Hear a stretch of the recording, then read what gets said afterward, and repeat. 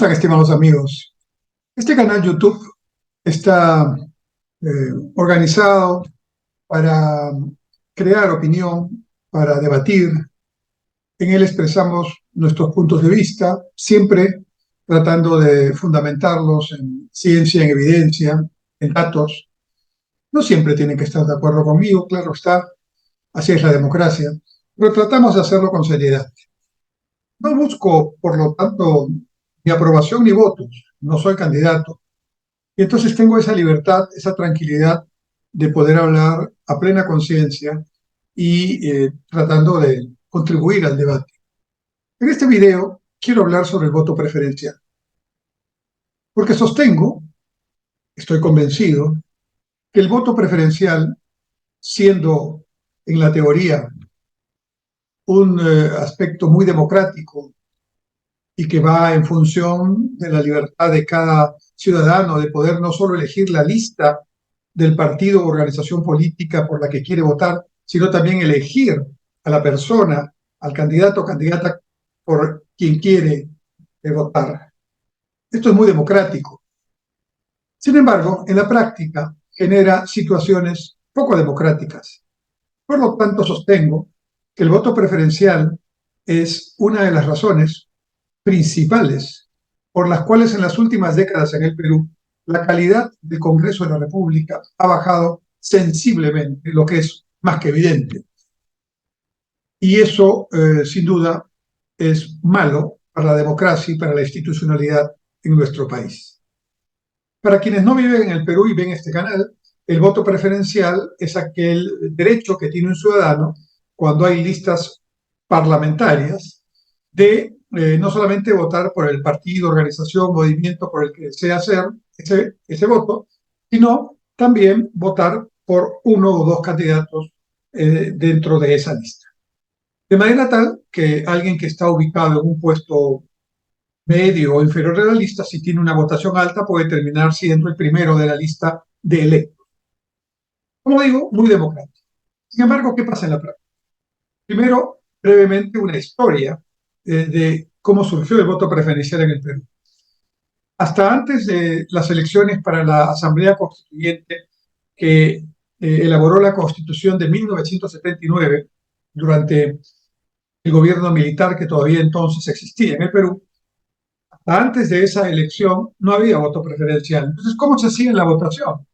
Los partidos políticos que querían presentar una lista al Parlamento, eh, lo que hacían era poner en la lista a partir del 1, si habían, por ejemplo, 60 candidatos para senadores, ponían en el número 1 a la personalidad de mayor, digamos, mayor posibilidad de obtener votos o de mayor relevancia, ¿no? Y así sucesivamente en los primeros puestos y ahí iba bajando. No necesariamente porque el número 59 o 60 no fuera importante, pero la idea era que de los primeros puestos estaban los principales, los más destacados, que de alguna manera se quería que estuvieran con mayor fuerza, mayor posibilidad en el Parlamento. De esta manera, los partidos políticos tenían una presencia importante en la conformación de su bancada parlamentaria. ¿Por qué? Porque, lógicamente, lo que pasaba era que el partido obtenía una votación determinada, un porcentaje X del voto válidamente emitido, y con respecto a eso se establecía una cifra repartidora que establecía cuántos curules para diputados, cuántos para senadores estarían en ese momento ya para ese partido. Y entraban en ese porcentaje un número determinado de diputados o senadores, y ese número se contaba del 1 hasta el que corresponde. En teoría, para que entren los 60 candidatos al Senado o los 120, más o menos eran a diputados, había que sacar el 100% de la votación, ¿verdad? Pero como eso no es lo que ocurre, entonces sacaban una votación proporcional al número de votos obtenidos. En 1979, el gobierno militar, cuando organiza la votación para la Asamblea Constituyente, cambia esta regla e instituye el voto preferencial.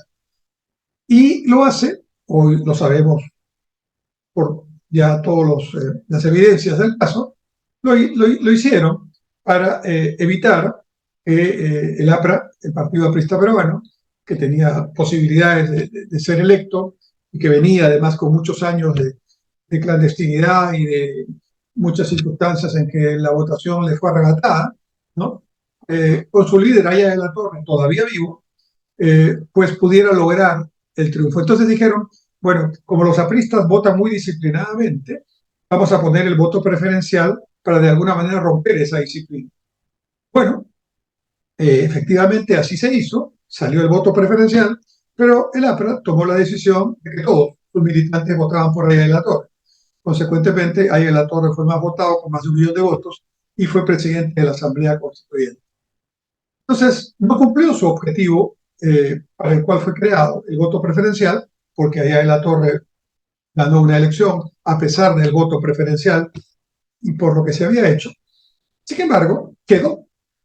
Y al quedar, se generaron una serie de, digamos, circunstancias muy especiales, distorsiones, le llamaría yo, que evitan que el voto preferencial contribuya a, a un mayor fortalecimiento del sistema democrático y una elección mucho más adecuada.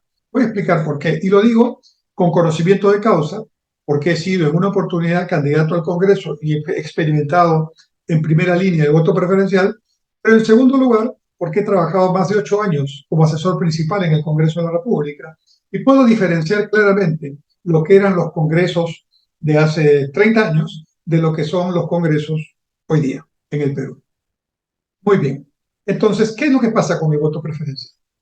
Claramente, el voto preferencial debilita a los partidos, porque si bien es cierto, los partidos se interesan por colocar en las listas a los que consideran son los que pueden tener las mejores opciones, también es cierto que cada candidato o candidata juega su propio partido dentro de la elección. Me explico.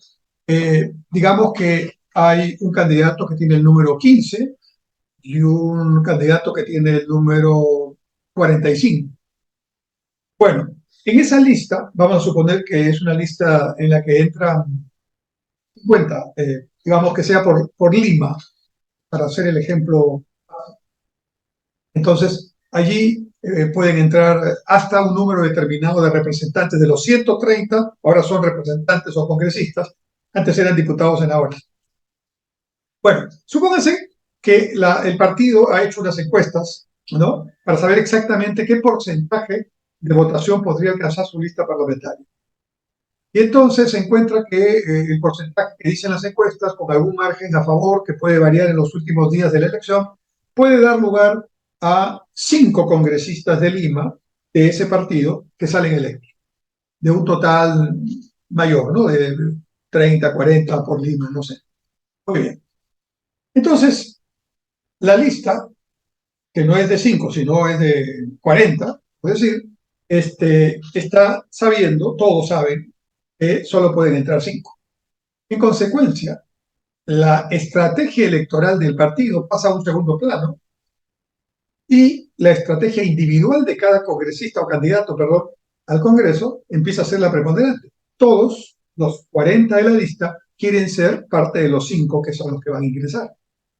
Entonces la disputa ya no es entre el candidato de la lista del partido A con los candidatos de la lista del partido B y C, no, es una disputa entre los candidatos de la propia lista que aspiran a ser parte de ese cupo de esos 4 o 5 que parece ser serían los que tendrían representación por ese partido. Y las cosas no buscan nuevos votos, sino se concentran en los votos de los que ya votan por ese partido, de los militantes, de los simpatizantes que ya se conocen. Esto hace, por un lado, el partido no pueda tener una votación mayor, que el objetivo de un partido no es conseguir los votos que ya tiene de sus militantes, sino lograr una parte de ese gran bolsón del centro, donde está la mayoría de los ciudadanos que votan y que son independientes, no pertenecen a ningún partido. Pero la disputa fundamental es por eso. Pero en realidad, salvo excepciones, la mayoría de los candidatos pretende obtener los votos que ya están seguros en ese partido. A esto le llamo yo canibalizar el voto. Entonces la disputa es una disputa a veces muy terrible entre candidatos que tratan como de conseguir ese cupo o esos cupos. que saben son los únicos que van a obtenerse.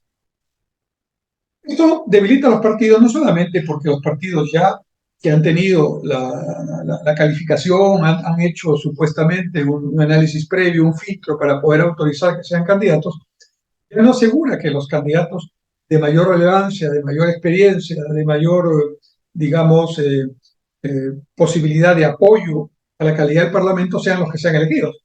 En realidad, pueden ser elegidos aquellos que logran una mejor campaña, no estaría mal, pero sobre todo en el interior del país, aquellos que tienen más dinero para la campaña, aquellos que incluso en algunas zonas hasta pagan por el voto, ¿no? No son todos, pero los hay, ¿no? Aquellos que sin duda no tienen el perfil ni los antecedentes como para poder llegar al Congreso y hacer una participación digna y de calidad. Esto resiente tremendamente la composición del Congreso y difiere completamente de los congresos que yo he conocido cuando no había voto preferencial. Porque cuando no había voto preferencial, los partidos que estaban representados en el Congreso, aunque hayan tenido uno o dos representantes nada más, eran los primeros de la lista, es decir, los mejores. Recuerdo con nostalgia esas ocasiones en que se producían debates parlamentarios que había que grabarlos realmente porque eran verdaderas clases de ciencia política, de derecho constitucional y, en fin, de otros tantos temas que los que integraron el Congreso, de todas las tendencias políticas, de izquierda, de derecha, etcétera, etcétera, eran los mejores. Y había debate, y había contenido, y había propuestas, y había respeto dentro de ese debate, porque todos se conocían y se sabían que tenían al frente a personas que dominaban su tema, aunque no pensaran de igual forma. Esto ya no existe en el Congreso actual desde hace varias décadas, desde que está este voto preferencial. Y por eso sostengo que debemos y debemos buscar la calidad del Parlamento en el Perú. Uno de los temas que tenemos que reformar es el del voto preferencial. En mi opinión, debería ser el. Dicen los que están en contra de esta posición que planteo, que eso sería darle fuerza a los partidos, que claro que hay que darle fuerza a los partidos. Los partidos son la base institucional de la democracia. Hoy vemos cómo es la democracia, un verdadero desorden, un caos, con partidos políticos desubicados, desactualizados, sin liderazgos, sin escuela, sin nuevas propuestas. Entonces, yo creo que este es un tema que hay que debatir y, en mi opinión, el voto preferencial debe desaparecer por lo menos por un buen tiempo hasta que estemos en otra situación y quizás allí podría restablecerse. Gracias.